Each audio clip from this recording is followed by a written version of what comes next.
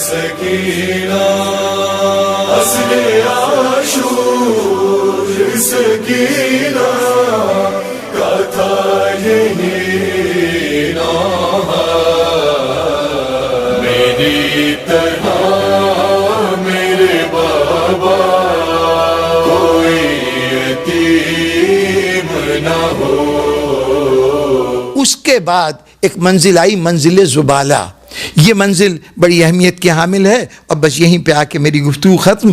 منزل زبالہ پہ پہنچے تو یہاں پر کوفے سے آتے ہوئے دو افراد ملے امام حسین السلام کے قافلے کو۔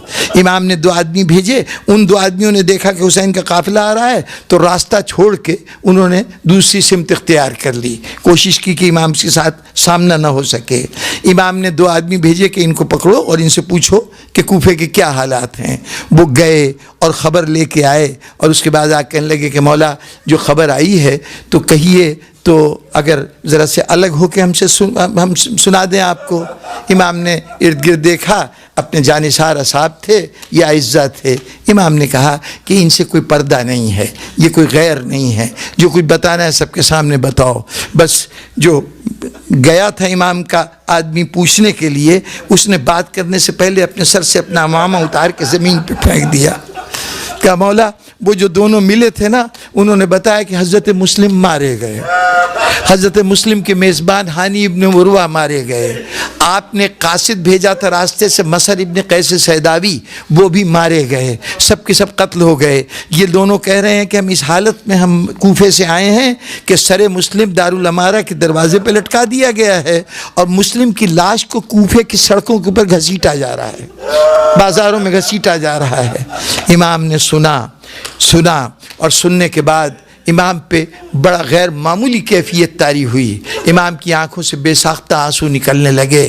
اس کے بعد آنسو پہنچ کر اب وہ خیمہ جس میں بیبیاں روکی گئی ہیں، اس خیمے میں گئے، جا کے مخاطب ہوئے، زینب ذرا مسلم کی بیٹی عاتقہ کو تو بلانا۔ مسلم نے عقیل کی ایک بچی جناب سکینہ کی ہمسن تھی، تقریباً وہی عمر تھی جو جناب سکینہ کی تھی۔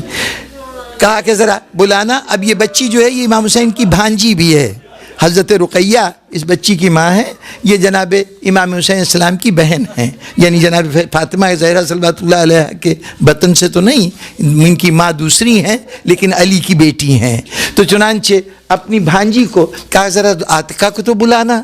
زینب گئیں، بچی کو ساتھ لے کے آئیں۔ حسین بڑی محبت کرتے تھے بچوں سے، بلایا بیٹی ادھر آؤ، گود میں بٹھا لیا۔ زینب میں نے مدینے سے چلتے ہوئے تمہیں 2 گوشوارے دیے تھے، کانوں میں پہننے کے 2 گوشوارے دیے تھے، وہ تو لانا۔ زینب گوشوارے لائی۔ حسین نے اپنے ہاتھوں سے بچی کے ننھے کانوں میں گوشوارے پہنائے، ایسے ہی گوشوارے جیسے اس سے پہلے سکینہ کو پہنائے تھے، وہ گوشوارے پہنائے۔ اس کے بعد بچی کے ماتھے پہ بوسہ دیا۔ اب بچی یہ سب کچھ دیکھ رہی ہے، بنی ہاشم کی بچی ہے، اس گھرانے کی بچی ہے، جانتی ہے ماموں بہت محبت کرتے ہیں، لیکن محبت کا یہ انداز اس کے لیے نیا تھا۔ ایک مرتبہ غور سے حسین کو دیکھا، پھر کہا میرے بابا بخیریت ہے نا، میرے بابا تو خیریت سے۔ حسین نے سینے سے لگا لیا، بیٹی اب مجھے اپنا باپ سمجھ، اب اپنا باپ مجھے سمجھ، تیرا باپ مارا گیا، تیرا باپ مارا گیا۔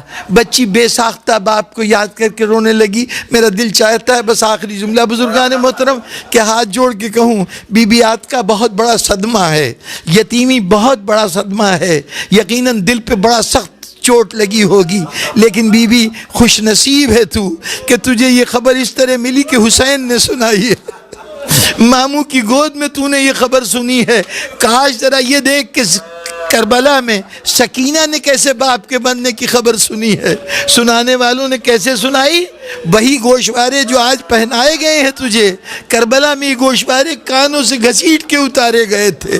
سکینہ کو اس طرح سے تعزیت کی گئی تھی کہ منہ پہ تماچے مارے گئے تھے، بچی کی آنکھوں سے اور بچی کے چہرے سے لہو جاری ہو گیا تھا، اس طرح سے تماچے مارے گئے تھے۔